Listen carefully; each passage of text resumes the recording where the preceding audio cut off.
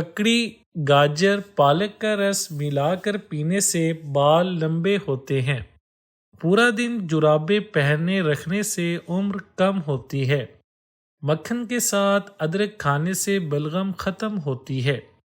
سونے سے پہلے کشمش کھایا کرو، بدن کو طاقت ملے گی۔ بادام کھانے سے عقل بڑھتی ہے۔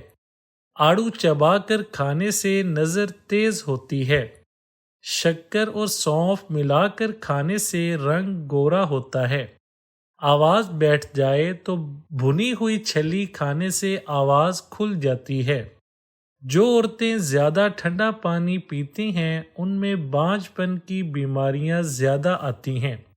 جگر جسم کا وہ واحد حصہ ہے جسے آپریشن کے دوران کاٹ دیا جائے تو یہ دوبارہ اگ آتا ہے۔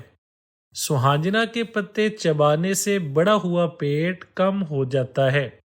سینے کی جلن ہو تو کھانے کے بعد ایک لونگ چوس لیں۔